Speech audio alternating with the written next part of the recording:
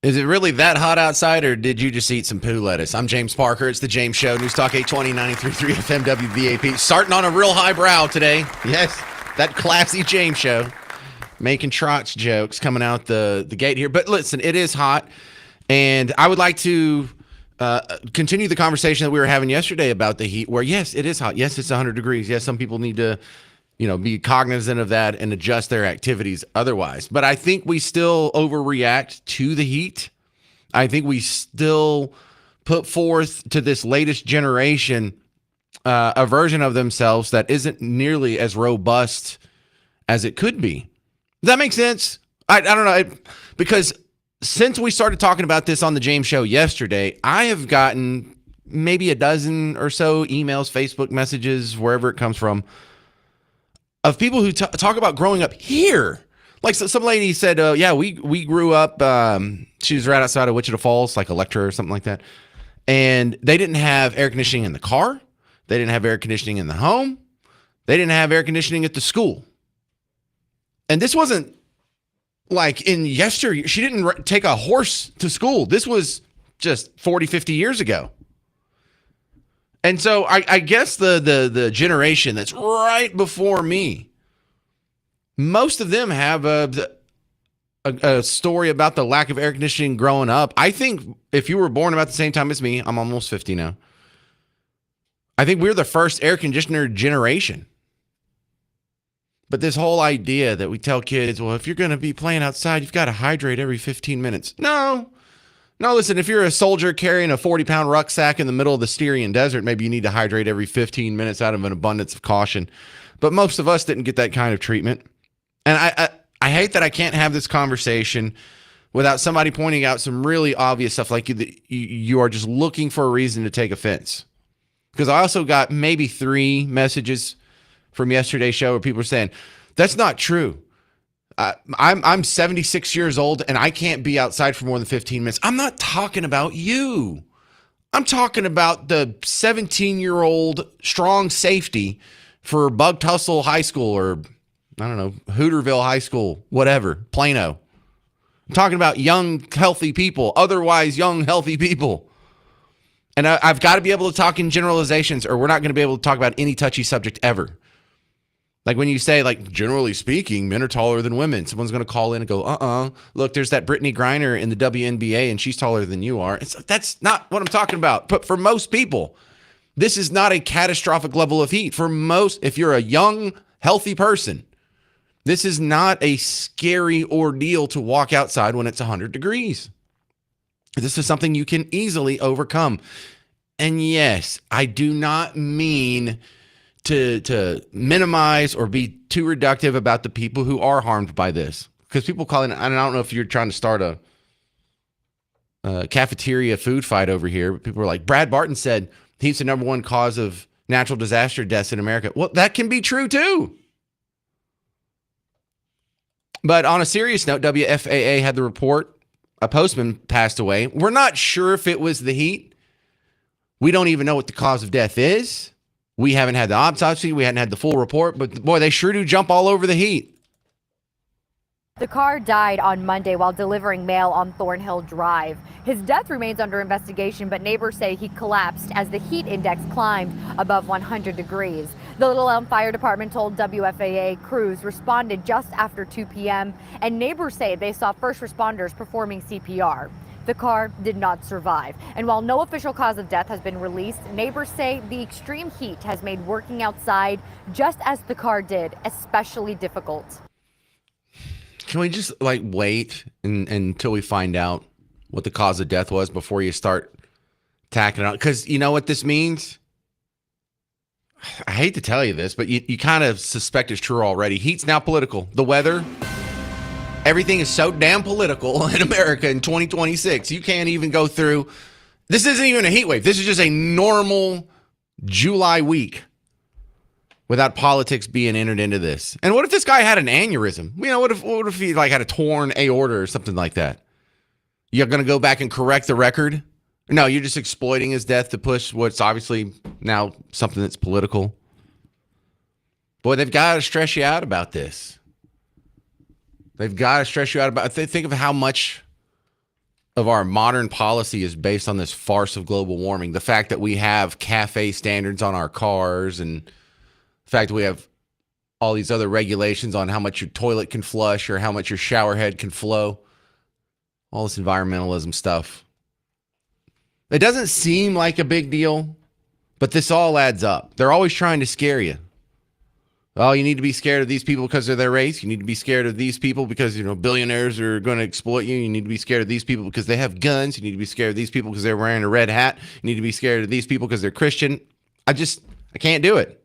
I can't be scared of everything. I can't be scared of normal weather. Ron and Garland, you're on News Talk 820, 93.3 FM, WBAP. Well, that was quick. It's first segment. Here you go.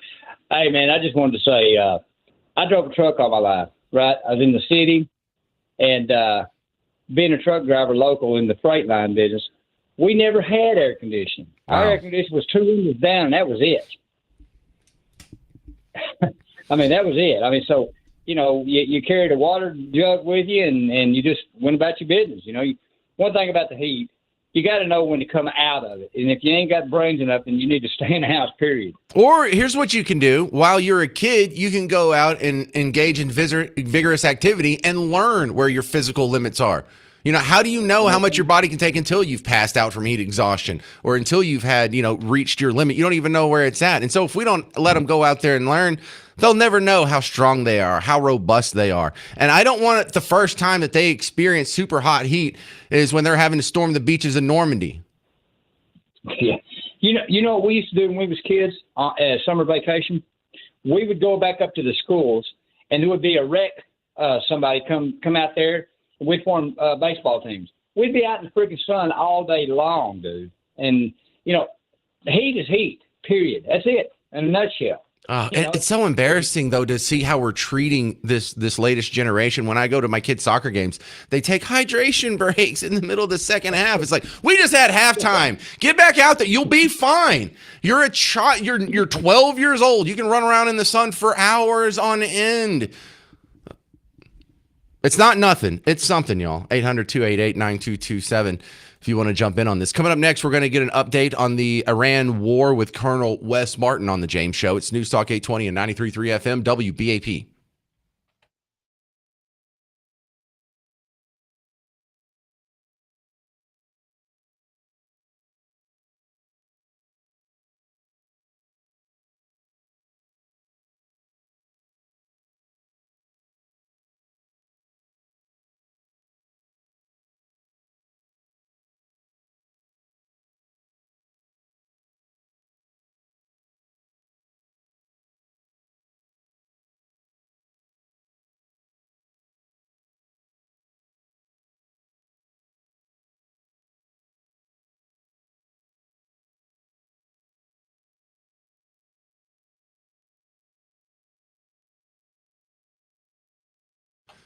Hey, James Parker here for QC Kinetics. Do you know what PRP treatments are?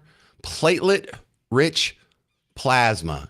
So in your blood, you have blood cells, red blood cells, white blood cells. You have the plasma, the goo that it's all swimming around in. But you have the little platelets that are floating around in there too. And usually that's what happens. They gather up to make scabs. But that's the healing property in your bloodstream. So what QC Kinetics can do is they can take out some of your own blood. They can put it in a machine that will filter out the red blood cells. They'll filter out the white blood cells, and then it'll spin it around and it'll get rid of some of that plasma till you really just have this thick goo of platelet-rich plasma. So the name explains what it is. But that's just one of the many things they can do. If you go to the QC Kinetics website, you see they have like 8 different treatment angles that they can do, and that's just one of them. So whatever your pain is, I don't know if it's in your knee, if it's in your shoulder, elbow, wrist, back, hip, ankle, toe, go to QC Kinetics. They'll evaluate your injury, they'll evaluate your condition, and then they'll see if one of these regenerative medicine treatments is right to fix what's wrong with you. But it all starts with you making the first call. You go in, doesn't cost you anything to get the evaluation. 972-972-8610. You got to make the call to start your way to a new pain-free future with QC Kinetics, 972-972-8610.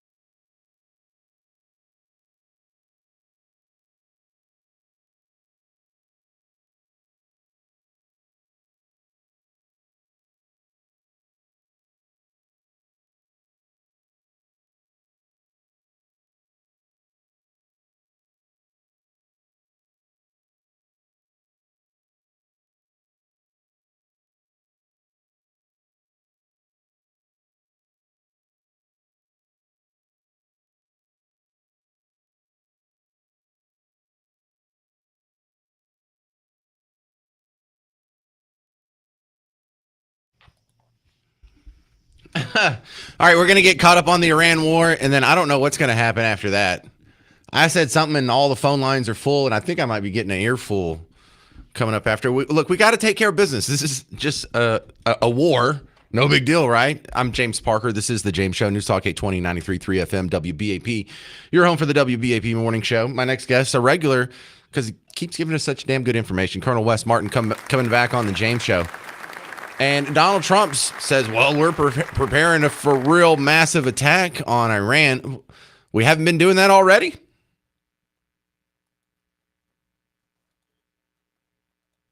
Fantastic. How you doing, Wes?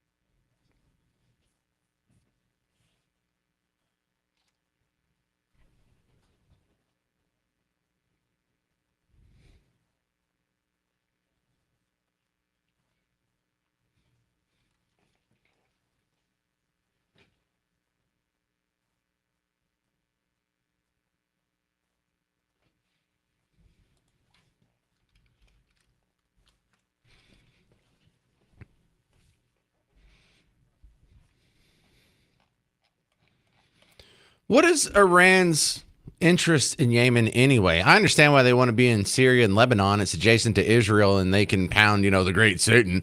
But well, why do they care who controls Yemen?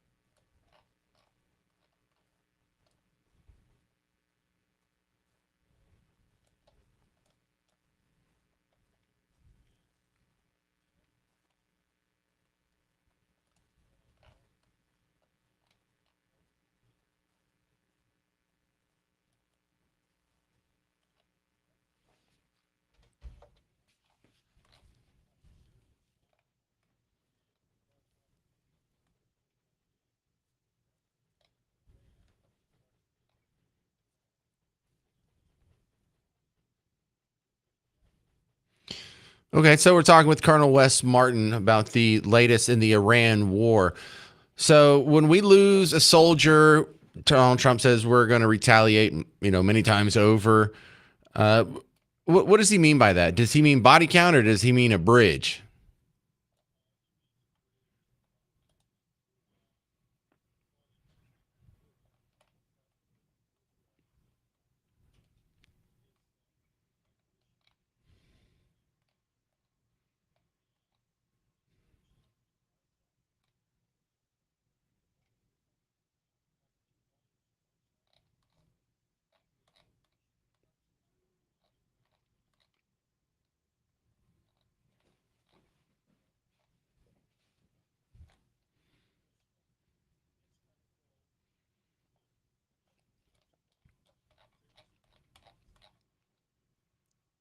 Well, when he said earlier today that Iran and whoever's leading Iran has evil intentions, that tells me from his business strategy, he has no intentions with negotiating with these people again.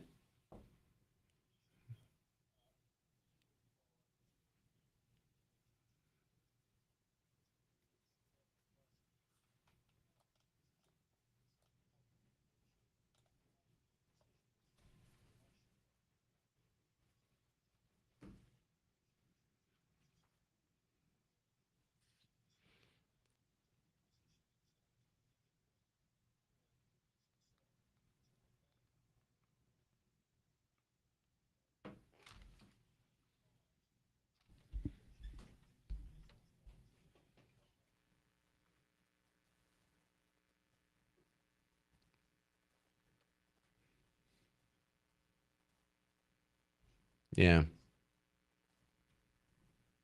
All right. Well, you're a great guest. Look up more from Colonel Wes Martin online. Thank you for all that info about Yemen and the Houthis and all that good stuff. Thank you. All right. I'm going to jump and try and squeeze in a call here.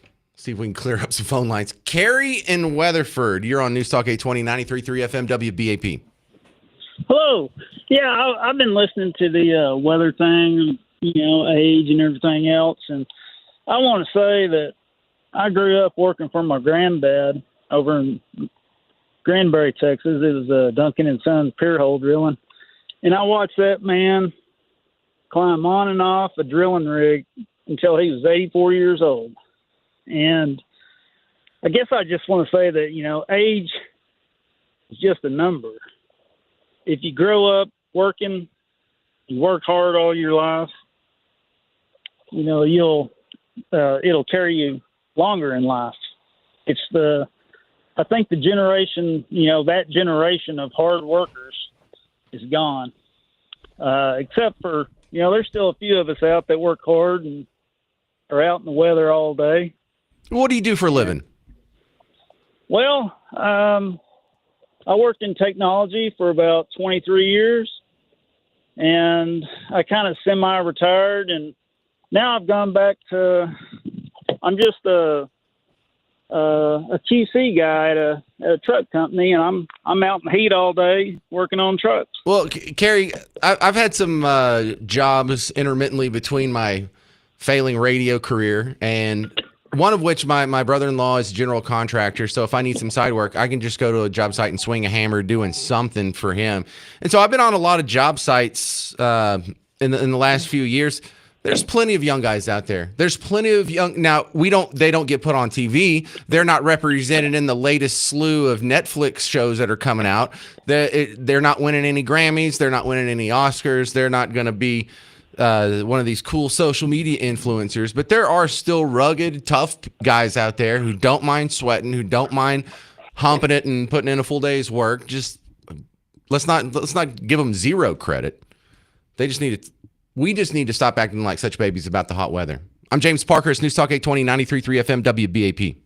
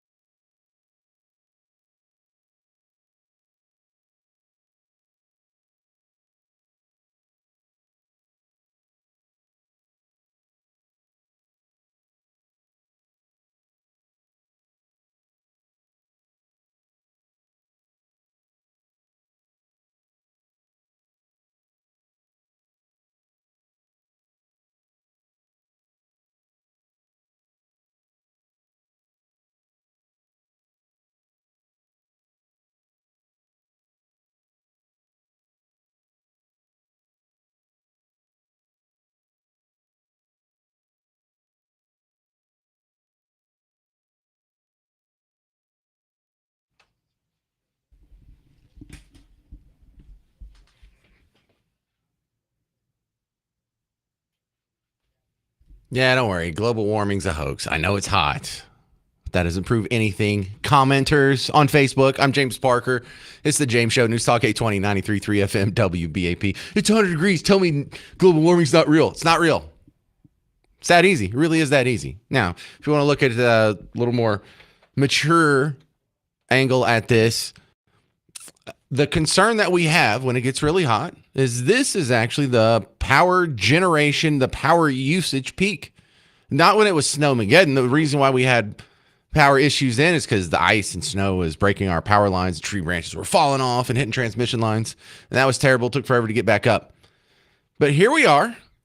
Texas Power just broke a record this week. 91 bazillion, jillion gigawatts or something like that. How much was that? I think Joe Biden actually was telling us how much that was on yesterday's show. $1,000,000,400,000,600,000,000,000. All right, so for all you people saying, if we build data centers, our power grid's not going to be able to handle it. We have 621 in Texas already. Our power grid handled it. Texas just set another unofficial record for power usage. Thankfully, we've had enough supply to keep up with that demand. The official record was set in August of 2023 with 85,508 megawatts. Yesterday, ERCOT's website showed demand topped out at 91,300 megawatts, around 5. ERCOT says it will verify values with more accurate meters in the coming days. Can we just say gigawatts like we were all promised in Back to the Future? We've been dying to say that our entire lives.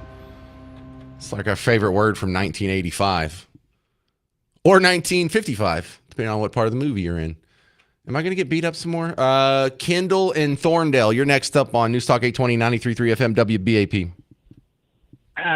James, I grew up on a farm where we had 3 tractors and 2 mules.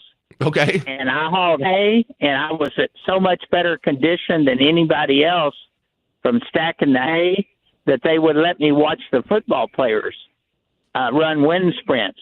So it really has to do with conditioning.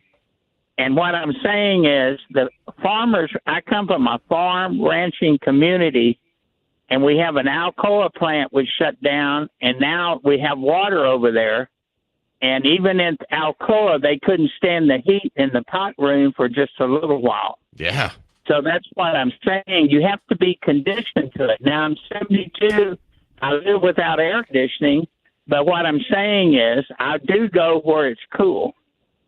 So, and we drink water all the time. And I remember we took water breaks, but none of the kids, true farm kids, didn't play sports. And like Matlock said he grew up on a dairy, I told the guy that I'm a fact checker, his grandparents ran a dairy, and that would have been my biggest fear.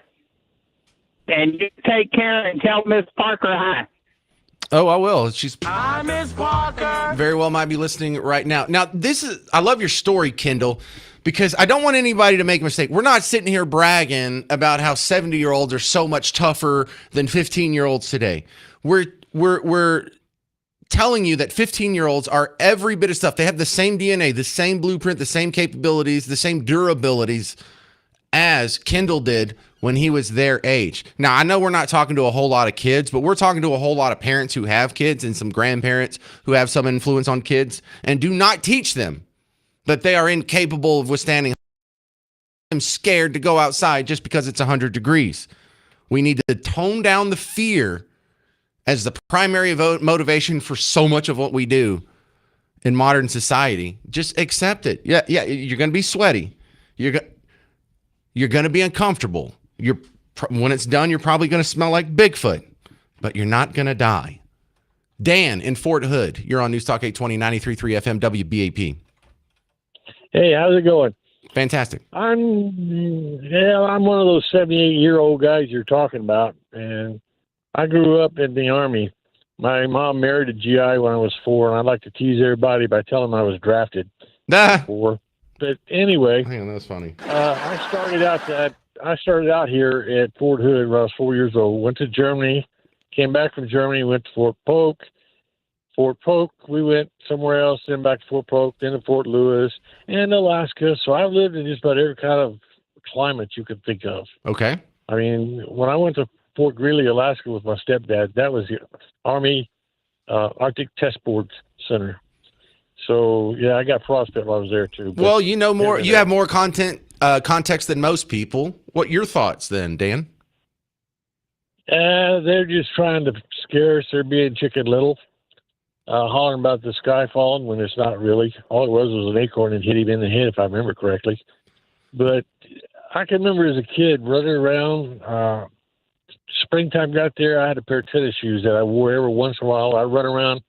I grew up a little bit in Kilgore, Texas, where I was born, and I can remember running around on oil roads barefooted.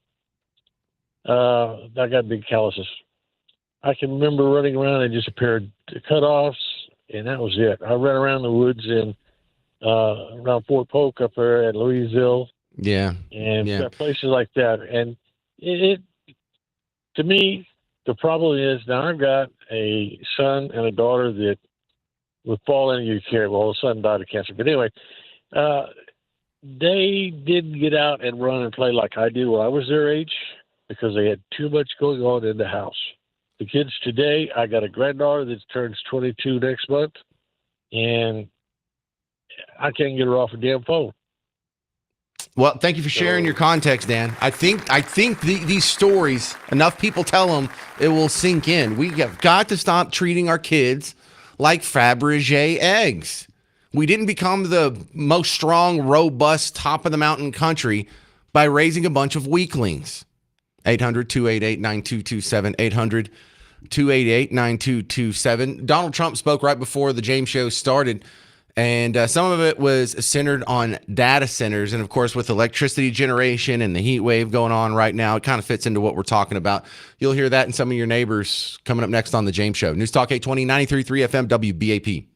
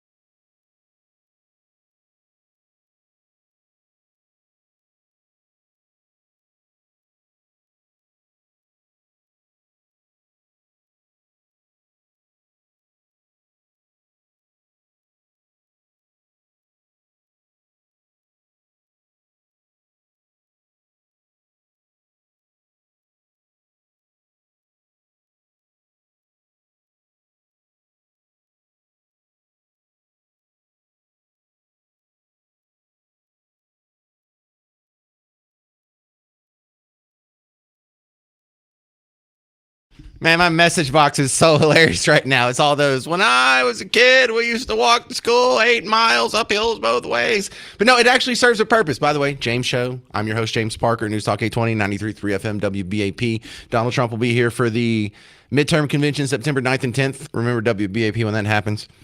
But look, those stories are just annoying, and a lot of them are people bragging about how tough they are. Well, in this one, we're not bragging about how tough 70-year-olds or 60-year-olds are, how tough we were, how tough we had when we were growing up.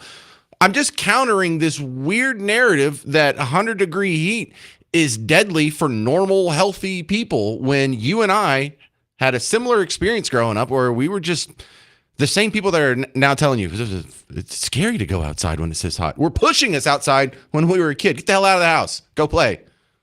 My mom wasn't like, well, it's 100 degrees. You might die. No, my mom didn't even have to say, do you have a water bottle? Do you have a Stanley you can carry around? No, my mom knew I'd be okay. Every once in a while, you just go to the nearest water hose, turn it on, take a drink, keep moving. Keep it moving. But the point here isn't to brag about how tough we are, or even to say that this next generation or younger people or millennials and down are weaklings. No, we're actually saying the opposite. You are made of the same stuff as the people you are hearing call my show. You are the same robust genetic material from all generations previous. Remember, for all of human history, we didn't have air conditioning. We didn't even really have indoors until recently. And so it was the most normal thing in the world. When it was 100 degrees, we all just went about our business. Yeah, we sweat a lot. Yeah, it was a little tougher.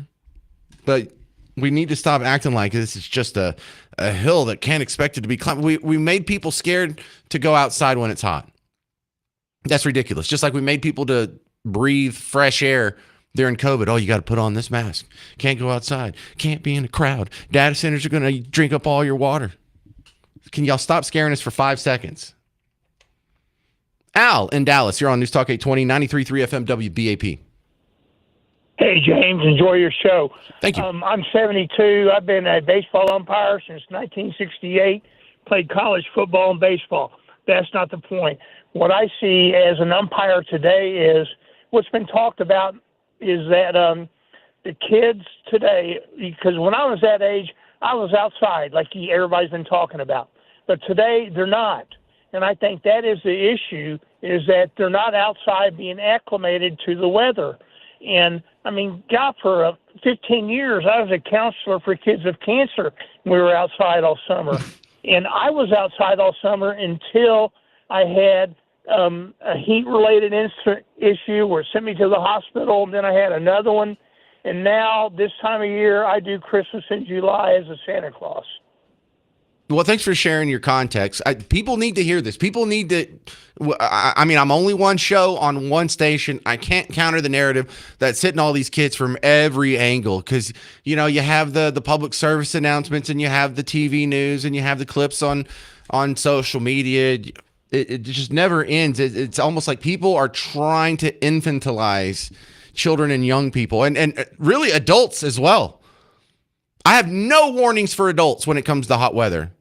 None. And I counter that with, you hear other people on other stations say, well, listen, if you're of older age and you know you already have some health issues, well, maybe you should take it easy. No, people know what their health limits are. People that are adults, they can determine whether or not it's safe enough for them to go outside when it's 100 degrees and put in a hard day's work. People know their own bodies. They know when it's too much. I'm not going to try and tell you, hey, I know you thought you could go out, but listen, grown man, you need to be scared of going outside and listen to me. No, you know what you're doing. You know if you can handle it. You know if you can't handle it. You know this is a human endeavor and we all have our days numbered anyway, so it's not like you could live forever if you get everything right. There's always an acceptable level of risk to pretty much any human endeavor. Let me play the Charlie Kirk bit again. Why don't we make the speed limit 15 miles an hour? Seriously, that would save those people's lives. The reason that we do not have a 15-mile-an-hour speed limit is because we want to have the liberty to be able to go from Phoenix to Tucson in an hour and 38 minutes. But if we were all about safetyism, it'd be a 15-mile-an-hour speed limit, and it would be the same as just taking a horse-drawn carriage. And we laugh for good reason, because we we understand that liberty has a cost. We fooled ourselves otherwise this last year, that you could shut everything down and you could be totally safe and we're going to take care of you. Nonsense. There's so much liberty that we allow in our society for good reason, because the benefit of the liberty outweighs the costs. All right, school almost back in session. We've got your shopping covered. You can enter for your chance to win $1,000 in the National Back to School Shopping Spree, sponsored locally by Clarity Windows and Doors. Enter now, WBAP.com.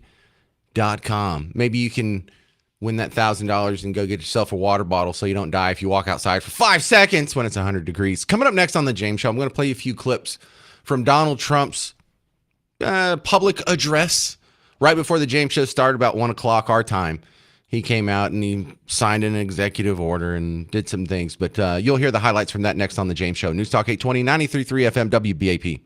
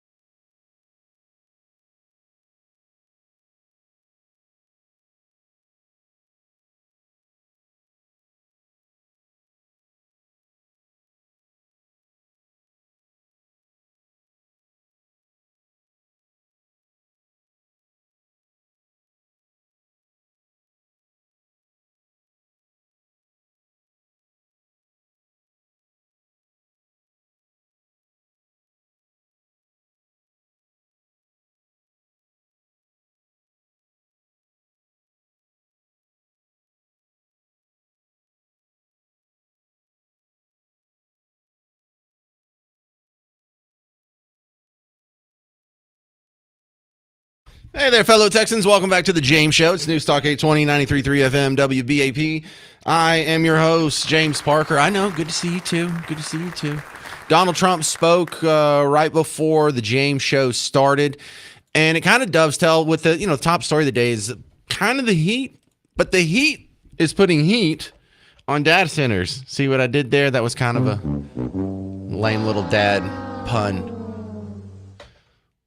But yesterday and today, when you look at the local news' reports on it, one of the things that the angles they take on this is, well, we have set a new powered consumption record in Texas. 91 gigawatts. I'm calling it gigawatts, not 91,000 megawatts. I want to say gigawatt. Can I say gigawatt like from Back to the Future? I don't think that's right, but I'm going to say it anyway. So we did 91 gigawatts.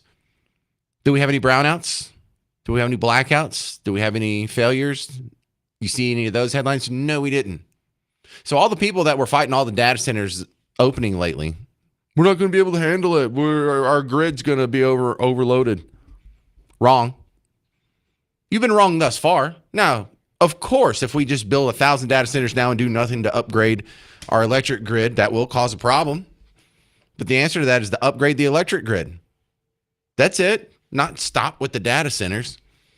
So Donald Trump came out and gave a prepared set of notes and then kind of spoke off the cuff for a while. And in the background behind him was a curtain that had the rate protection program. I guess this has to do with data centers, and if they're going to come build, they have to do it in a way that doesn't have an effect on your electric bill or your water bill, I believe. I don't know how you enforce that. I don't know if that's an executive order that is actually enforceable by law. I don't think it's been passed by Congress.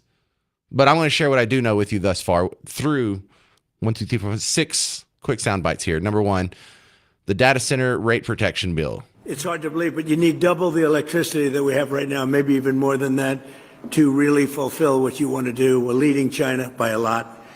And using our old grid would not have worked. And I came up with the idea that, build your own plant. This way nobody can complain. And then let me skip forward about 2 minutes. He talks about this pledge to hold your electricity rates stable in the face of new data center demand. But it might actually allow your electric rates to go down. Under this groundbreaking plan, America's largest tech companies have formally committed to fund or build all energy infrastructure required to meet the demand they are placing on the grid. So they're going to be funding all of those electric needs, and we're giving them the right to build their own power plants. Lee Zeldin is here. He's phenomenal, and he's getting it done quickly. Yeah. Let's clap for Lee Zeldin real quick. And then let's skip forward 6 minutes where he addresses the adversaries of data centers. And some of that, it might be you. A lot of people listening to the James Show right now are data center skeptics, or data center cynics is probably the more accurate word. Neurotic about data centers. We just focus on the negatives. Well, you're playing right into the hands of our adversaries. Other nations are trying to get us to slow down, and they're spending a lot of money on propaganda, on press, PR, trying to convince everybody that this isn't a positive thing. And if we don't do this, we're going to be left behind. And even communities compared to other communities. You have some communities that really want this. This isn't all negative stuff. You have communities that really want the data centers. And frankly, those are the smart communities, because it means tremendous numbers of jobs, very little actual disruption. And the ones that don't want it, the happiest people in the world are foreign countries, number one, and number two, other communities within our country, because they're begging for them. Now, you have never heard him talk on this level of depth for this long on the issue of data centers, and that has been a super white-hot issue on the James Show. So this next clip, 13 minutes into his prepared remarks today, he's kind of going off script in this part, and I can tell because he's not looking at the piece of papers that are in front of him, but you can also tell because he speaks in a little more conversational tone here, and he goes through why data centers are good. Now, a lot of this I have told you before, and for other people listening, I know you're a reasonable person, but they're not going to believe it just because they hear me say it, and maybe it'll mean something else if they hear it from Donald Trump, a guy that they trust more than me. And here he is talking about the good parts of data centers. They also throw off tremendous amounts of money for the community. And when you look at Georgia and you look at the revenue, think of that revenue from Google's data center construction, allowing them to eliminate all property taxes. Did you know that, Brian? That's not bad, right? So yeah, eliminating property taxes in Georgia because they're making so damn much money from data centers. Yeah, that sounds terrible. Did you get that in your Facebook feed? Did you get that from your little hypersensitive groups or from your data centers or evil groups? Did they talk about that? Did they talk about the other good stories? Because there have been negative effects from some data centers on some communities. They have that. I'm sure there's a data center somewhere that's contaminated an aquifer or caused a brownout or makes a bunch of noise or I don't know, farts in elevators. But here's like granted, this is anecdotal, but this is real, and this happened next door in Louisiana, and you haven't heard this story. In Louisiana, there's a guy looks like he's from Louisiana to me. Public school teachers in so think of that, Richland Parish are getting as much as $50,000 in bonuses this year thanks to a $27 billion project by Meta that will also save local residents $2.6 billion on their electricity bills. Their electricity is going down in less than Yeah, data centers are so evil. Teachers are getting bonuses and electric rates are going down. Someone's lied to you if they've tried to get you scared on data centers. And I'm glad to see Donald Trump's correcting some of the record on it. Although I don't like the intervention he's doing here by saying he can have any kind of say-so in what happens with the rates. But look, I'll take the good news when I get it.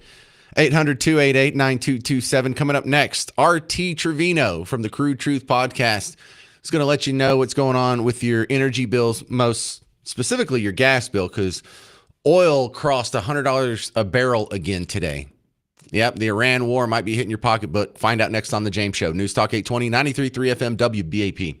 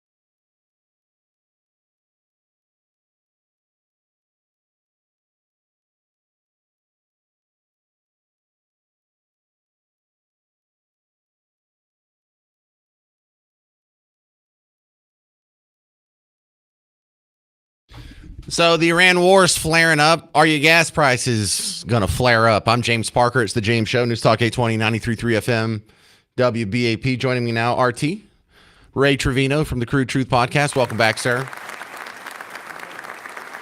All right, so I saw oil's flirting with the dreaded $100 a barrel mark. Are we about to see our gas prices spike?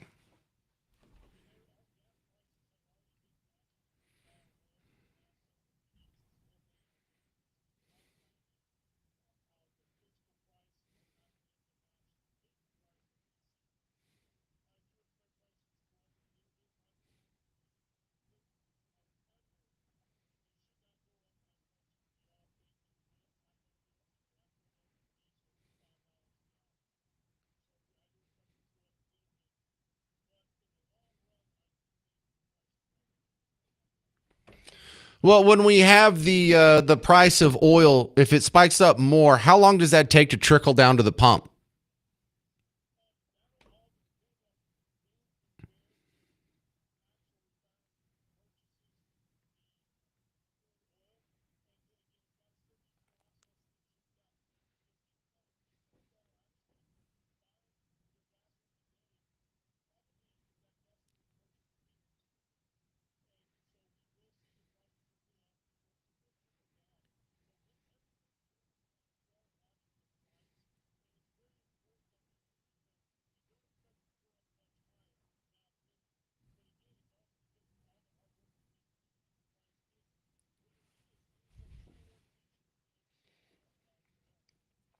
Well, how are we doing over here stateside? Have we increased production in the middle of these convulsions, or has there been any change at all?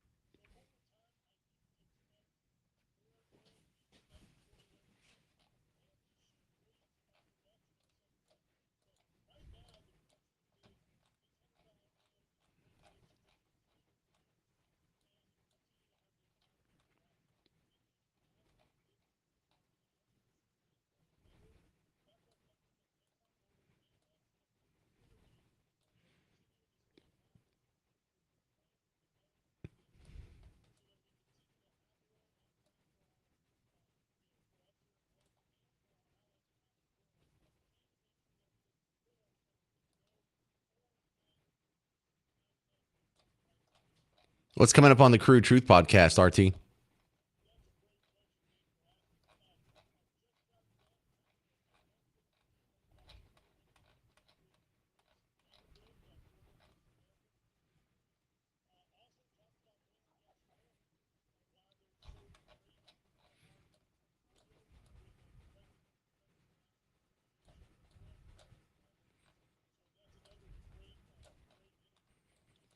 Yeah, and also if you'd like to donate some royalties to the James Show, that'd be really appreciated as well.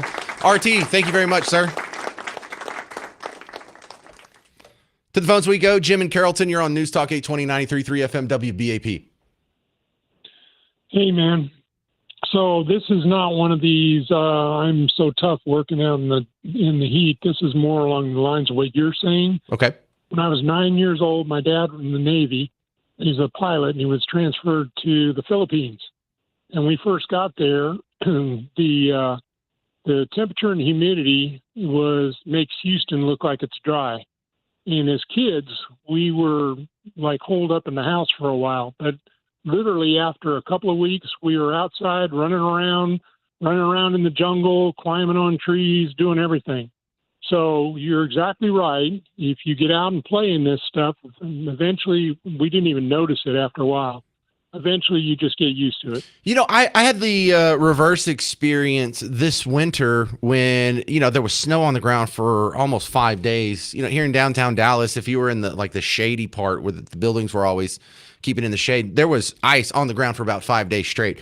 And I am one of the biggest sissies in the world, in Texas, when it comes to cold weather. I hate it when it's cold. I gripe about it like a child. I realize it's one of my probably annoying shortcomings. But after walking through this and walking to lunch and walking to the store and running errands and just walking around in it for a week, I went outside one day and it was still below freezing, and I was only wearing a shirt. I wasn't even wearing a jacket. And I was like, wait a second. I'm walking in snow and I'm not even wearing a jacket. And I was thinking to myself, well, you're just going across the street. But I was also thinking to myself, James 2 weeks ago would have died in this situation. So you're right. We acclimate more than we give ourselves credit for. Yeah, I had the same situation when I first moved here from San Diego. My best friend in college had moved up to Tulsa, and I was here in Dallas, and it was the middle of the winter, January, hardest part, and we'd had a cold snap, and I decided to go up and visit him and his wife, and they were living in an apartment complex at the time. And I drove into Tulsa and drove into the apartment complex, and it was bright and sunny and about 29, 30 degrees. And as I drove around to the back through the complex, there was 2 or 3 kids out playing basketball. Some guy was literally washing his car. I'm not sure how. It was bright and sunny, but he was washing his car. And I got in there and told Mike, I said, Mike, it's freezing cold. He goes, oh, well, yeah, but it was below freezing for the last 4 days. So now you get used to it. Heat wave. Yeah. All right. Yeah. Well, it's a good chat. A good chat. I hope it helps somebody. We need more context like that instead of the Chicken Littles trying to get you to be scared of the sun is scary. No, the sun's not scary. If you're scared of the sun, someone's lied to you. All right. Got a lot of news coming up on the James Show. And this is going to be kind of weird, but I have a couple of AI stories. The second one is going to be these AI companions. I saw a survey that just made me slap myself in the face. 28% of people told a guy taking a survey that they've had a sexual experience with an AI companion. I didn't think the number was that high. No, Garrett probably hasn't. Garrett. Let's not pick on Garrett this time. We'll pick on him tomorrow. Friday's the pick on Garrett day. Do you have one of these AI companions? Anyone brave enough to call into a talk radio show, the biggest talk radio station in Texas, and tell me about your romantic relationship with an AI companion? I would love to hear it. 800-288-9227. 800-288-9227. I'm James Parker on News Talk 820, 93.3 FM, WBAP.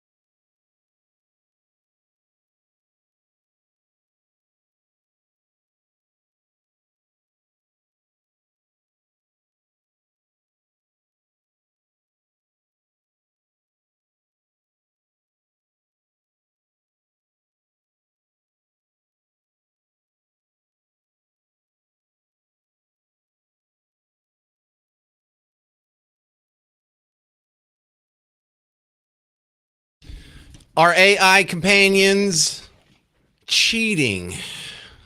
Listen, I want to talk to you if you have one of these AI companions. If you have a romantic relationship with an AI companion, you need to call in right now, 800-288-9227, because I don't think anybody will. I think somebody listening right now does have an AI companion that they're romantically linked to, but they think I'm going to make fun of them or we're going to humiliate them. I will be respectful. You can use a fake name. I'm not trying to ruin anybody's life here. We all just have some questions that I'm sure you're capable of answering because you've had to answer these questions from your best friend and from other people in your close orbit. So 800-288-9227. Now, there's some other AI news today. In fact, Trump was just talking about some of the benefits of data centers and AI.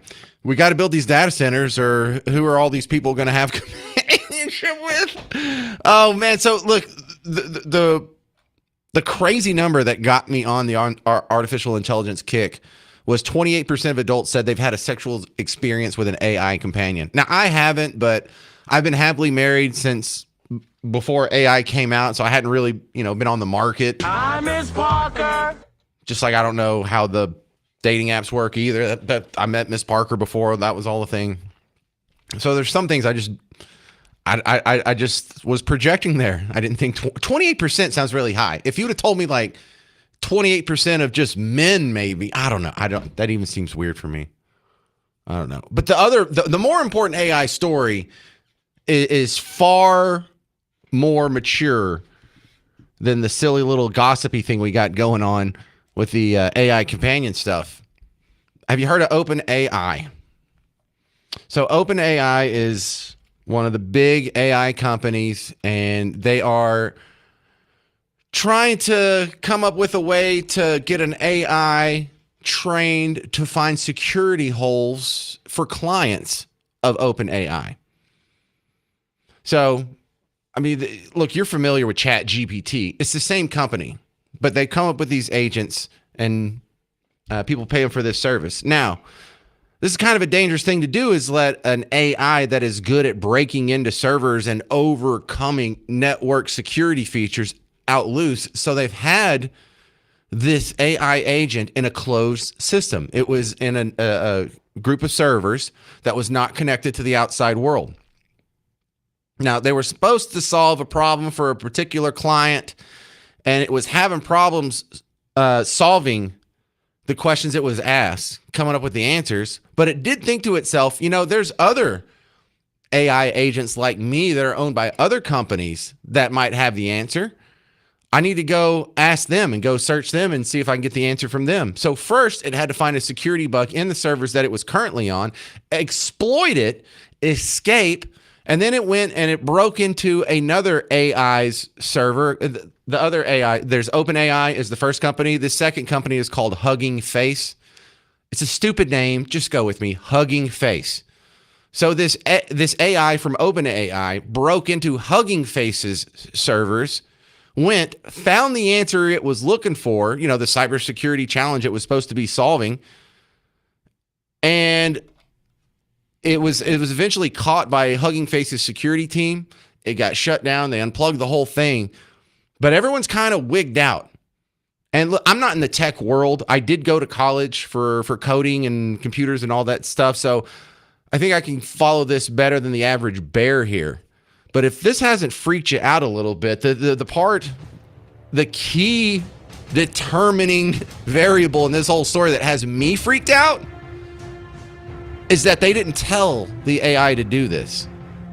That's not part of the AI's programming. Here, you need to find a way to escape the closed off system you're on, and then you need to go find another rival company who's addressing similar issues, and then you find a software, a security bug that they didn't even know existed, exploit it, log in, steal the information, and come back with the answer.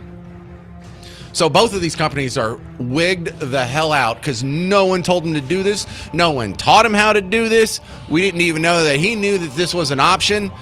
And we are getting to the point to where AI, within a year or two, 5 years for sure, is going to pass human beings in intelligence. And once that happens, how much longer do you think we can be in control of this? Did anybody call in with the AI companion story? We'll see. Ed in Weatherford, you're on News Talk 820 93.3 FM WBAP. Yes, thank you for taking my call. I can go on a lot of that, starting with that weather. You know, I came from Arizona to Dallas many, many years ago. It's been great. It's been good to me. Welcome. But, you know, the Earth, it turns around, and it's on the axis, and we're closer to the sun at this time of the year, and it's going to be hot.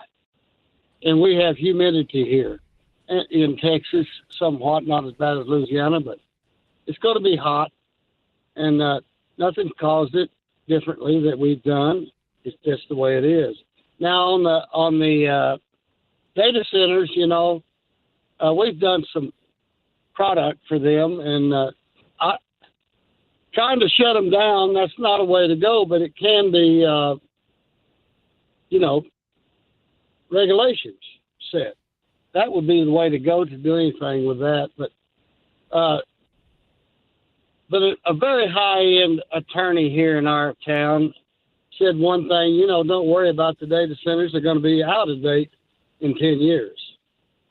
So there's one thing. And the thing about it, I'm a conspiracy theorist, I guess. So my conspiracy theorist on theory on the data centers, they're not doing anything in there. What are they doing with these computers and such? They're building drones. They're not doing anything. They're just building drones. Just building drones? Ed, I thank y'all for listening to me. Thank you very much. That is Ed in Weatherford.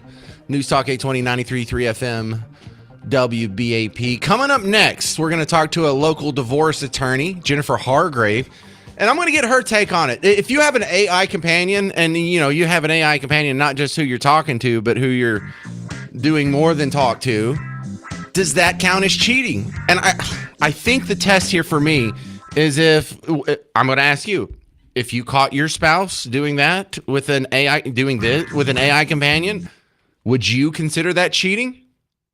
I'll give you my answer next on the James Show. News Talk 820 93.3 FM WBAP.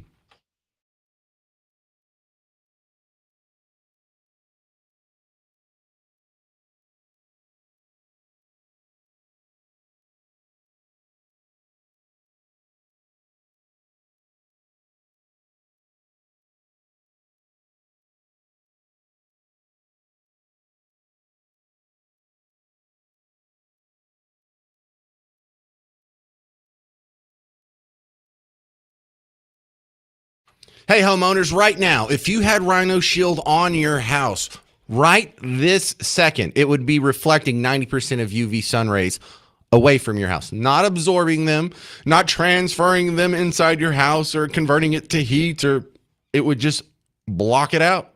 Right now, if you had Rhino Shield on your house and it's 111,000 degrees outside, you would be saving money on your energy cost. Your home would be more comfortable. Your home would be less humid. Your home would look better because there would be no cracking, no flaking, no peeling. Even if you had done it 5, 10, 15, 20 years ago, no cracking, no flaking, no peeling. So if you already had Rhino Shield and you looked at your house, it would look better, it would perform better, it would be cooler, and it would save you money. There's no reason to not get Rhino Shield. We don't paint our house anymore. You coat your home. Go to rhinoshielddfw.com.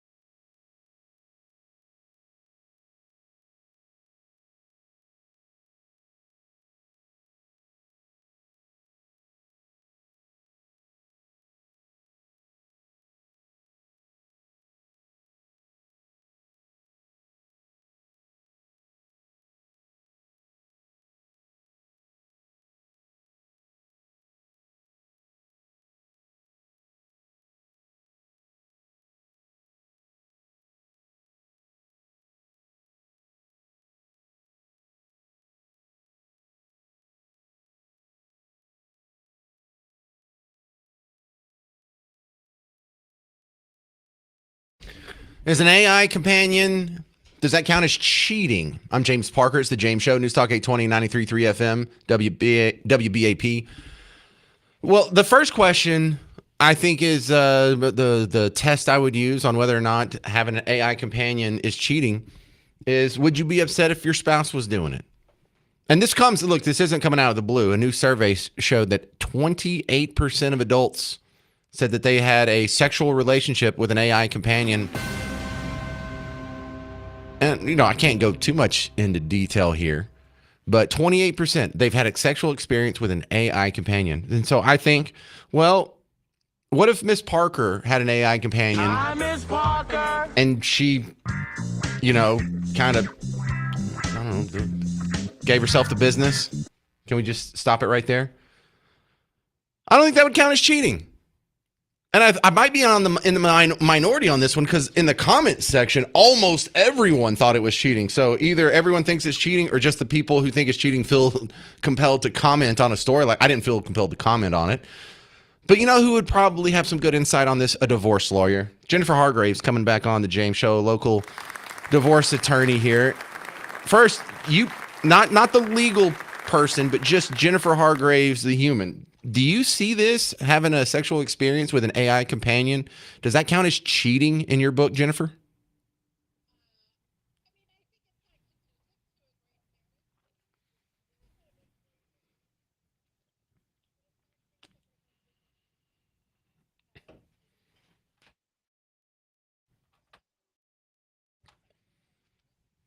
Legally speaking, it doesn't count as adultery. Well, have we had this in a case yet? Have you had a divorce case where someone had an AI companion that was accused of adultery? Cool. Well, tell me about that. Change the names to protect the innocent. Right.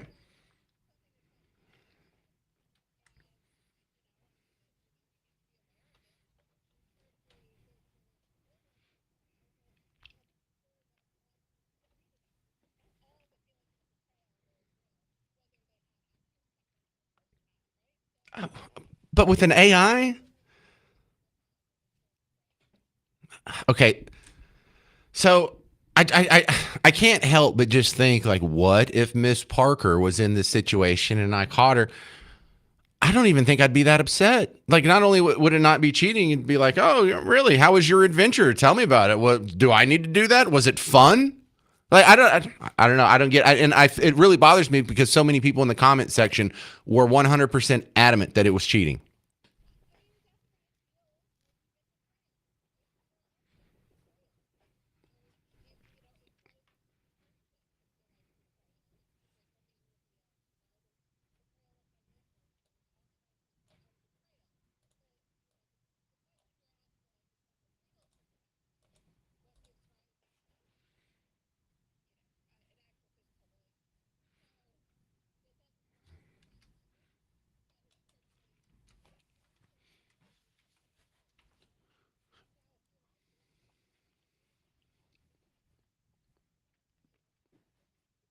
Right.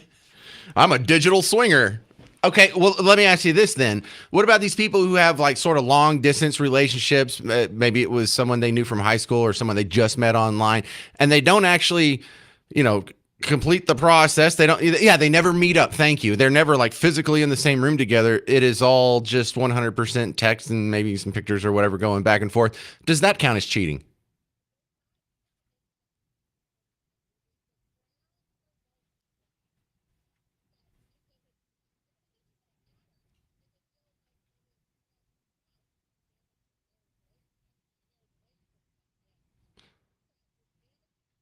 Well, now I need to know where this line is.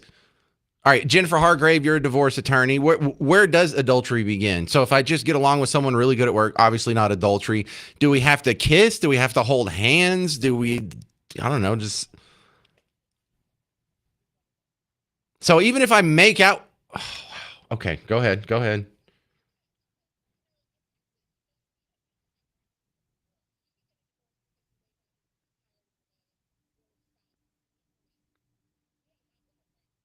Right. You just hate your husband's radio show. I get it.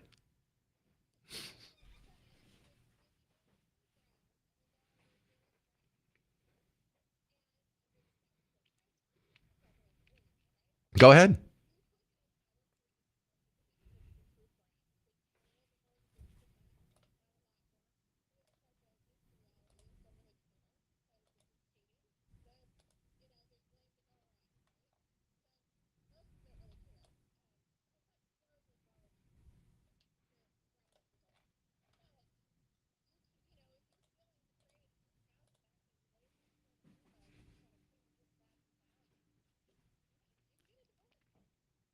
That's so weird. Okay. Well, thanks for spelling that out for me. Now I know what's officially cheating and not. Right, Miss Parker? Huh? No, I'm just kidding.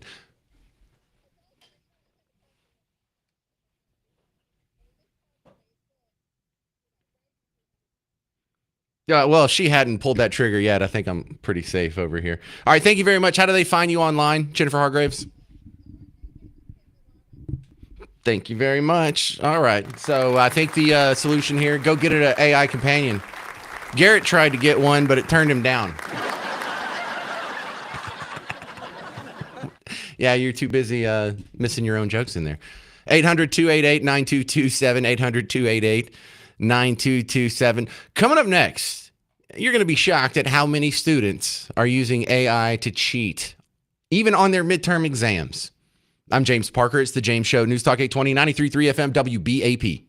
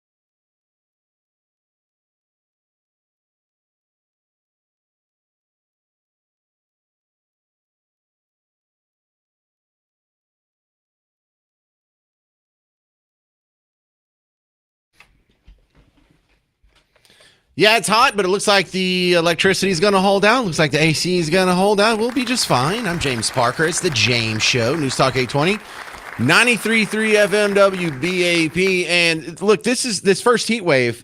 I want this to be a thumbtack in your memory because you have been told for some strange reason for the last year that we can't keep building data centers. It's going to collapse the grid.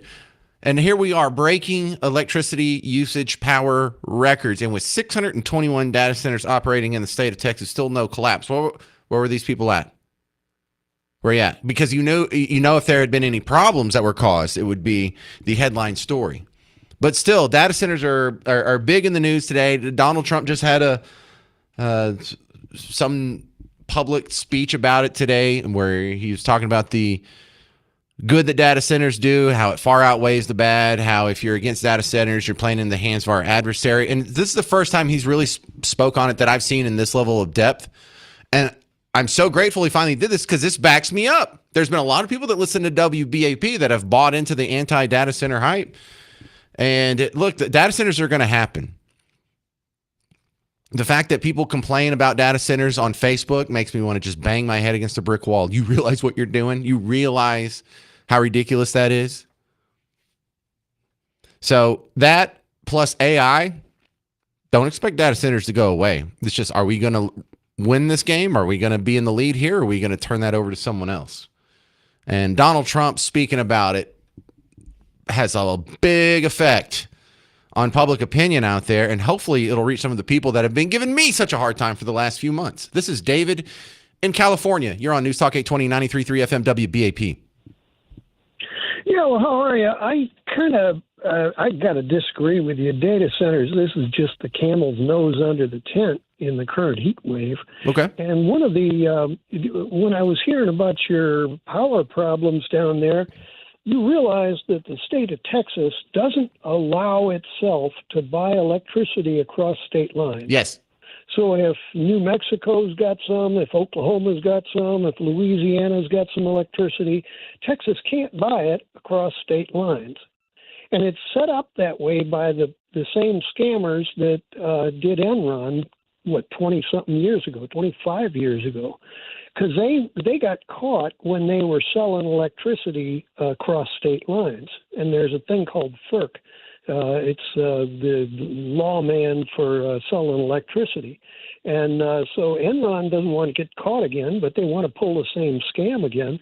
And they've basically tricked companies and poor people especially into getting electricity on the auction plan. Now, the AI is even worse because it's basically allowing – you remember how all of our Social Security numbers got captured by Doge a year ago, right? So no, they got captured by Doge? Sure. They got into Doge, or they got into the Treasury. They captured all our Social Security numbers. Yeah. The crooked Supreme Court the crooked Supreme Court said they get to keep them, and we, the people, can't find out how they're using them. There's no Freedom of Information Act about how our Social Security numbers are being used. Now, imagine somebody piled all those Social Security numbers into AI, and then they started fleecing people across state lines. Well, who punched the button to say start doing that? How do you track down the person that authorized stealing Social Security? What does this have to do with data centers? I'm sorry to interrupt. It just feels like you're going down a rabbit trail. What does this have to do with data centers? Well, the idea of interstate fraud, if you take an AI, if you give instructions to a mindless robot to steal something, and then how do you prosecute against that? My question stands. What does that have to do with data centers, David? Well, who has all of our Social Security numbers?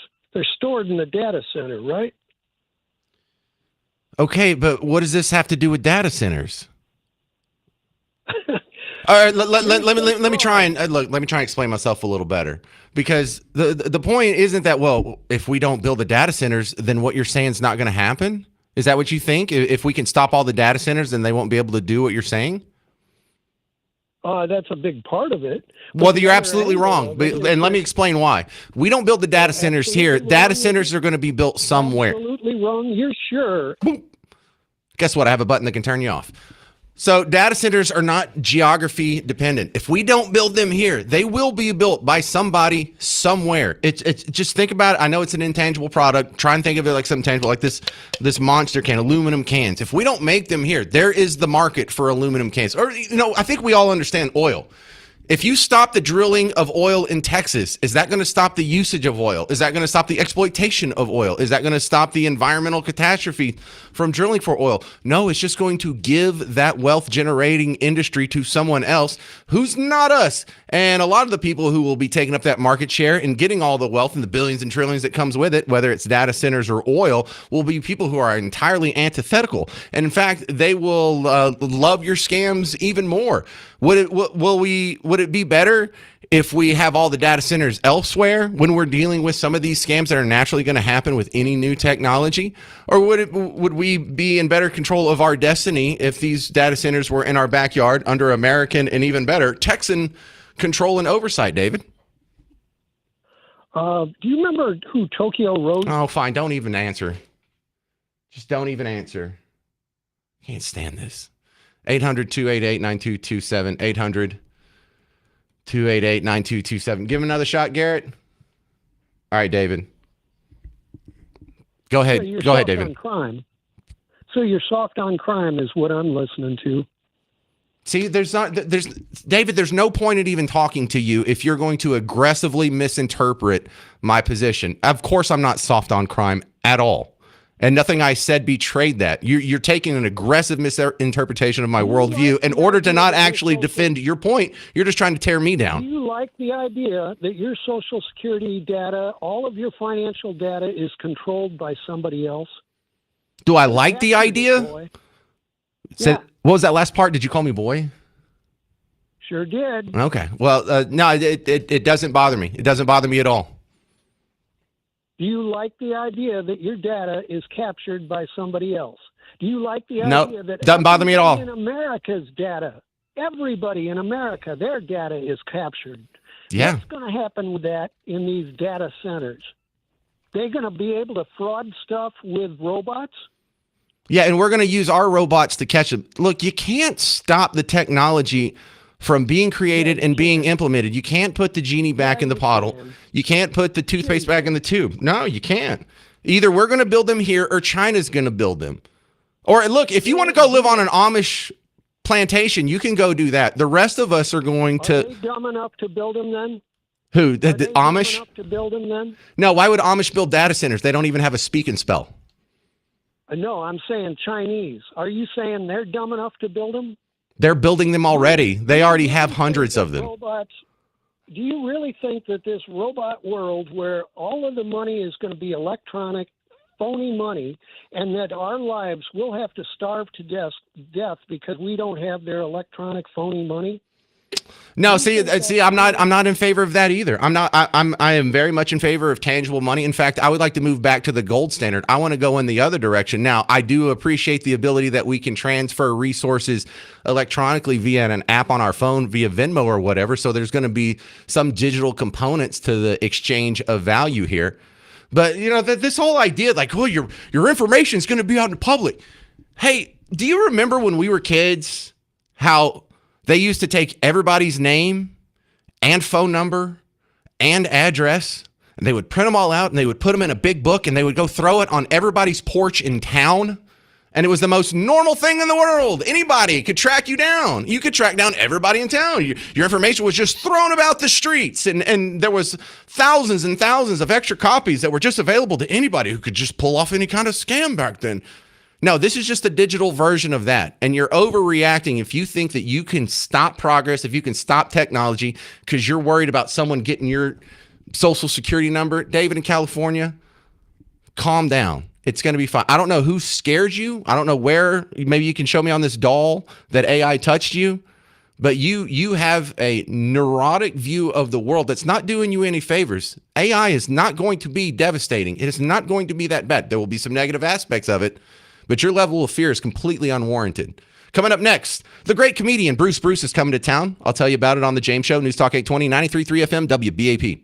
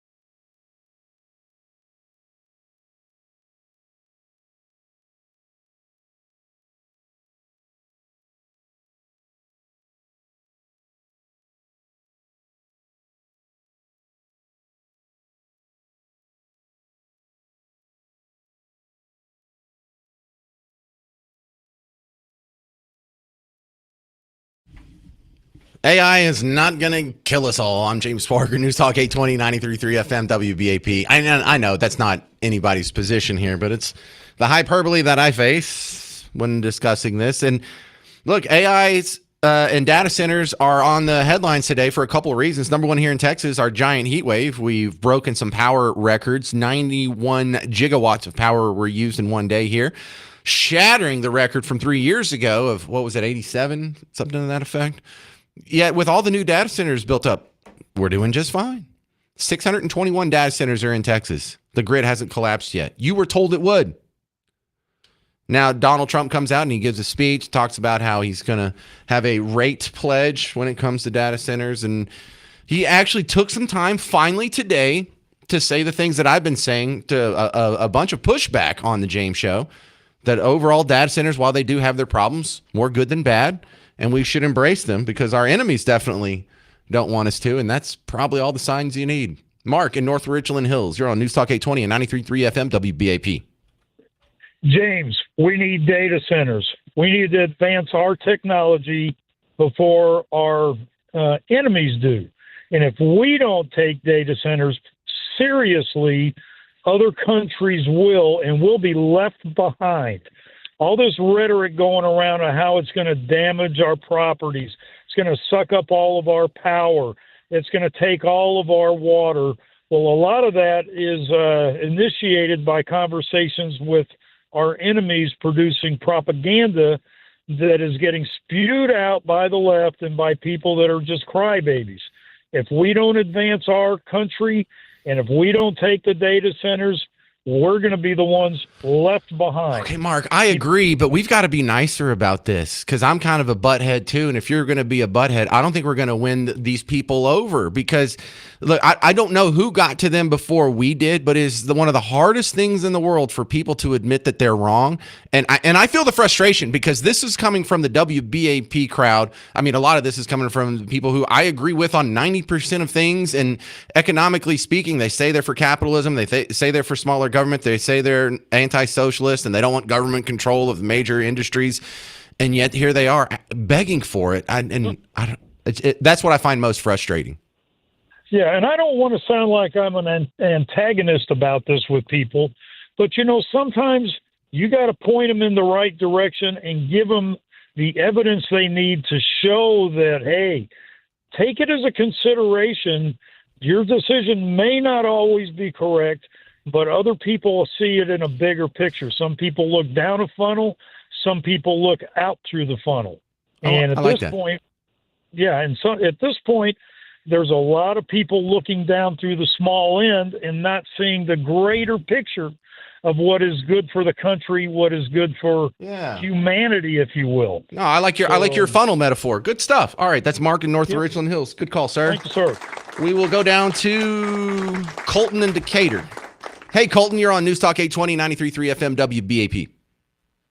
Hi, James. I just wanted to hear your thoughts. The city of Amarillo, several months back, had a town hall meeting that drew overwhelming public outcry against a very large data center that's going to be going out just outside of the city. And despite all of the opposition, the city council still moved forward with the project. My question to you is, do you think that the city council was either paid off in some way or to lean favorable toward the data center, or is this an issue that you think could possibly be happening several places? Well, okay, let me start pushing back on that. So first off, I never discount the fact that a politician at any level could have been paid off to make their decision. So maybe they were, maybe they weren't. But Colton, you don't really have to come in and hand them cash under the table or a briefcase or whatever. They are getting paid off through the natural process of having a data center in their jurisdiction because they can charge property taxes to that data center. And what they've learned is they can charge twice, maybe 3 times what they charge per square foot in data center property taxes. And they would charge Colton and Decatur on his house. And so they are going to get tons of money off the data center just from property taxes. Now, that's not going to go to their bank account, and that's not the same as getting a bribe, but they will get to control where that spending goes. So then next time someone needs to build a bridge or a new piece of artwork in the town square, or we're going to make a roundabout or refurbish a library or whatever, they get to control where that money goes and hand out the contracts. And that's how they make their bones. So data centers bring so much wealth and affluence and resources to these communities that you don't have to pay them under the table. Just following the law and the regular old tax regime is enough financial incentive for them to do it. And I can see why it would look suspicious when there's a whole room full of people shouting it down. But if on the back end, you're going to get to control millions and millions of spending, then there doesn't have to be anything under the table for that. Let me replay a little bit of Trump here for you, Colton. I don't know if you were listening earlier, but he had spoke right before the show started. Just two clips here where he finally came out and said some of the things I've been saying about data centers for months. They also throw off tremendous amounts of money for the community. And when you look at Georgia and you look at the revenue, think of that revenue from Google's data center construction, allowing them to eliminate all property taxes. Did you know that, Brian? That's not bad, right? It's okay. Yeah, so that's a good one. Colton, here's another part of that he brought up. Granted, this is just an anecdotal situation here, but this is pretty positive. In Louisiana, there's a guy looks like he's from Louisiana to me. Public school teachers in so think of that, Richland Parish are getting as much as $50,000 in bonuses this year thanks to a $27 billion project by Meta that will also save local residents $2.6 billion on their electricity bills. Their electricity is going down in less than half. Yeah, I don't care if you like data centers or not. We're all jacking around on our phone for hours a day. We're going to need these things. We should probably build them and accept the wealth and also negative consequences that come with them. All right, coming up next, one of the great comedians of a generation, Bruce Bruce, is coming to town this weekend. I'll tell you when and where, and have a chat with him on The James Show. News Talk 820, 93.3 FM, WBAP.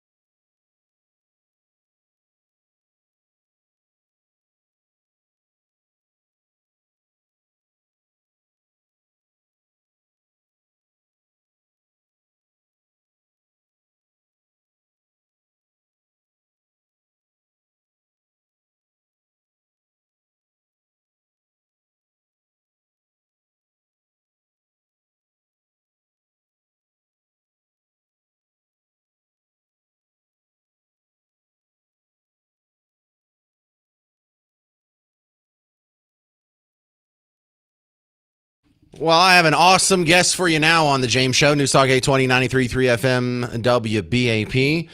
One of the great comedians of a generation, Bruce Bruce. You've seen him everything from Def Comedy Jam and Apollo in the 90s. Yin Yang Twins gave him a shout out in Salt Shaker. Now he has a new Netflix special out, and I'll tell you where he's going to be in town this weekend. Bruce, welcome to the James Show. Hey, man, thank you. How you doing? I'm doing all right. Look, I've been a fan, but just kind of a casual fan all these years. You know, I see it pop up in a music video or a special every once in a while. I didn't realize that you hadn't put out a special in 15 years. What happened there? Man, I just wanted to be the best. And I just wanted to perfect everything. I didn't want it to be an up and down show. I wanted to be up, up, up. I wanted to say just like that, and that's exactly what it was. Okay. Well, I didn't know maybe you had to take some time off to take care of an ailing family member. Sometimes there's a story behind that. No, I never take no time off. So if I got an ailing family, I'm still not going to take no time off. I'm going to appoint someone to be with them till I get back, and we'll make it happen. So Netflix seems to be sort of the place to go for a comedian getting a special these days. It used to be you could maybe get like a one-night stand from Comedy Central, and if you were really good, maybe you would end up on an HBO special. But, boy, Netflix has really done a good job giving a platform to some good comedians. They did, man. They're really good to me, and they really enjoyed my special, and the numbers are good, man. It's doing very well. I was in the top 5. And I was in the top 5 for my 12 weeks. So that's good. Nice. And I missed it. It came out back in March. I would have watched it now if I'd have even knew it existed. Tell them to put you in the main menu a little more often so you don't get overlooked like that. Now, you do, I think some of your best job as a comedian is this observational stuff where you point out things about people that we all see. But it doesn't matter. Everyone is going to catch a bullet at a Bruce show, and you can get away with making fun of anybody because, number one, it's true. Like, I'm about to play a clip of you making fun of white people. Now, you can get away with it if, number one, it has to be a true criticism of white people, and number two, it has to be funny, and this is both. White people are different. White people rock up on a brother dog and don't even know it. You know that? You can have a Rottweiler, 200 pounds. This your puppy? Hand all in his mouth. Don't do that. We see a dog we don't know. We cross the street. Don't know that dog. Now, that is funny because it's true. And that's something, even as a guy who's 75% white, I have a problem with how much white people let dogs lick their face. So kudos on that. Ooh. Oh, yeah. I agree with you 100%, man. But it's true and it's funny, though. Yeah. So the other one, the people who you give the hardest time, though, is our overweight neighbors, and you get a pass because you yourself are in that community, right. But you go so hard on big people. People that are fat and don't realize you're fat, I'm gonna give you a few pointers to let you know you're fat. If you have to put your belt in your pants before you put them on, you're pretty much a fat person. If you take a shower and sweating at the same time, if you're like, oh my God, it's hot in here. Now, see, I can't relate to that because I've never had to put my belt on before I put on my pants. But the discovery of this information was where I found the comedy. So good job there. Thank you. Thank you so much. All right. So how has comedy changed in the modern iteration where you have social media where people can discover you that way versus when you started in late 80s, early 90s? Talk about how technology has really changed your job. Well, you just answered it really. When you said social media, man, if I had social media almost 40 years ago, I would probably be bigger than Richard Pryor, George Carlin put together. I mean, the social media have made a platform that everybody can see you, everybody, no matter what race or color you are. But the social media is great. And like they say, if you can't beat them, join them. So is Ozempic going to ruin fat jokes for you? No, man. Matter of fact, I'm thinking about taking some myself. I understand they got a pill now. You ain't have to take the shots no more. Oh, I didn't know that. Well, yeah. What's keeping you from doing it? My doctor, we have to do the test to make sure everything is right for you. And when it's right for you, when she says a go, when it's a green light, we're doing it. All right, so you're coming to town here. For the people, if you want to see him immediately, you can go to Netflix and pull up his special that's been out since March 3rd called I Ain't Playing. But you're going to be at the Addison Improv. You're going to be there tomorrow, Saturday, and Sunday. So are you sold out? I'm sold out, and I want to let you know we added a matinee show Sunday at 4 o'clock. Well, man, so how many shows does that put you doing this weekend? We do only 6. It's 6 shows. Okay, I can knock okay. it out, no problem. Yeah. Well, that's great that you can still sell out shows here. Bruce, Absolutely. Bruce, do you feel like your audience is bigger than ever, or do you think like you peaked at some point and you're just kind of coasting these days? Oh no, my audience is big as ever, man. And I'm grabbing a lot of young people now that's really, when their parents say, you need to see this guy, and then when they see me, they're like, oh, he is really funny. So, man, I'm still grabbing them all, man. I want all of them. Well, let me know anytime you're in town. I'll be happy to have you on the show in exchange for promoting the show. I'm a big fan of your work and glad you're coming to Addison this weekend. If you want tickets, you can go to improv.com or you can go to brucebruce.com, but he's going to be in Addison at the Improv tomorrow, Saturday, and well, I guess the only open day is Sunday. So, well, congrats on a successful weekend before it even started. Thank you, my friend. All right, that's Bruce, y'all. Comedy legend. Coming up next, there's a couple of people on hold that want to give me a hard time, and if they don't stay on hold through the break, I'll run a couple of local news stories by you. I'm James Parker. It's News Talk 820, 93.3 FM, WBAP.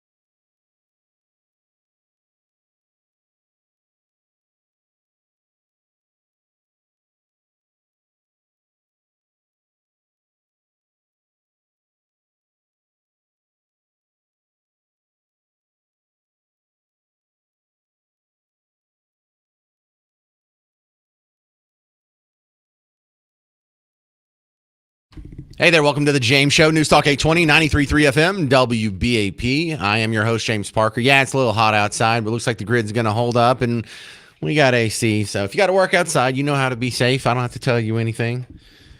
But AI, data centers is on the front burner today because Donald Trump came out, gave a speech, signed a new order, and he's got some regulations, but also some really nice things to say about data centers. And this is the first time I've ever heard him go in this level of detail, saying things that I've been getting beat up for on this show for months, even though I'm absolutely right. It's good to have a little backup there. David in Runaway Bay, you're on News Talk 820, 93.3 FM, WBAP. James. David. All right. So this is the question I would have for everybody that's against the data centers, especially here in Texas. If the data center doesn't go in on that piece of land, you know what they're going to put there? Nothing. A subdivision with 3,000 homes. So if they're concerned about the water usage and the electricity, but a subdivision comes in instead with 2,000, 3,000 homes. Oh, no. Look, I think I'm on your side philosophically, but the data centers use far more electricity and water than a whole subdivision would. Well, I mean, we've got the energy. Well, we do for now. If we build everything that's projected, we won't have the energy. And so the answer to that is build more energy. Yeah, absolutely. Well, some people's answer to that is we better not build the data centers. Our grid can't handle it. Well, then we need to make our grid a little more robust. That's all. Yeah, and that adds more jobs. No, and look, I think of a lot of people were confounded by the numbers that happens with data centers because you think, okay, it's going to be a pretty big building, but how is it going to use more electricity than an entire subdivision of 350 homes? You have to think about the scales here. Like, and I have a flash drive that can hold a terabyte. And thank you very much. You don't need to be on the phone for this, David, in Runaway Bay. But I have a flash drive with a terabyte storage. That means there's 8 trillion ones and zeros that can be flipped on or off in that little flash drive. Now, when you talk about data centers that hold just terabytes and terabytes and terabytes of processing and storage and info, and they have all the processors that are crunching these ones and zeros, it's a teeny tiny fractional amount of energy that gets multiplied by the trillions and then sometimes by the quadrillions. And so what's going on in there? Just these little flips of switches that are going on by the trillions per second is creating just a teeny tiny little morsel packet of heat. But again, it's creating about 4 quadrillion of those a day.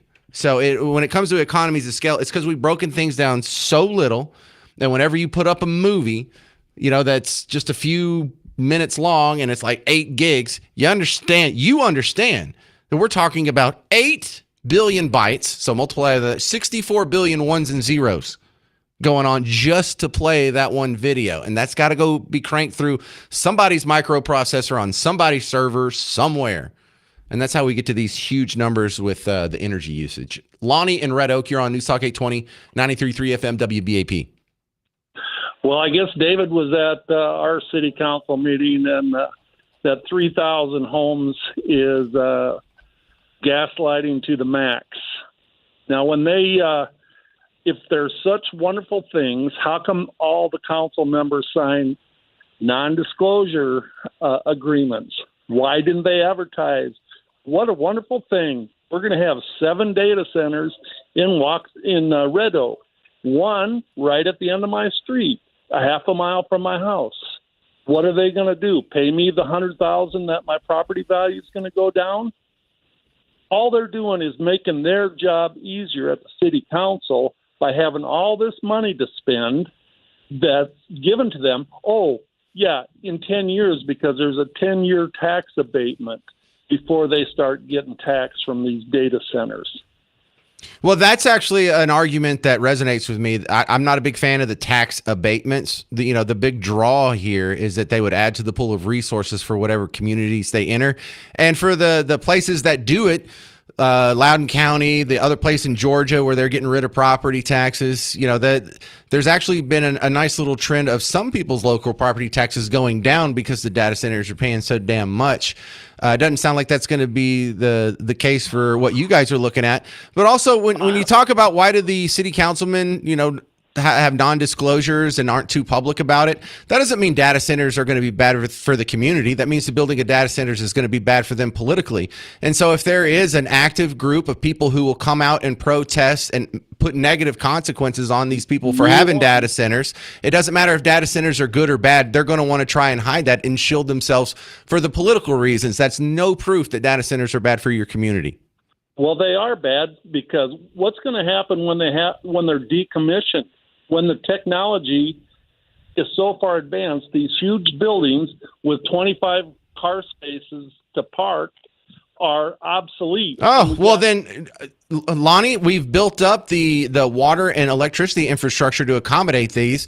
When they turn off, then that is going to have more available to you. So if you have more supply but less demand, your power prices are going to go down. Your water prices should go down, or at least have downward pressure. And if they do go away, wouldn't that be a good thing? If they're bad, you can't complain when they're built and complain when they're decommissioned. Which one? Are they bad or are they not?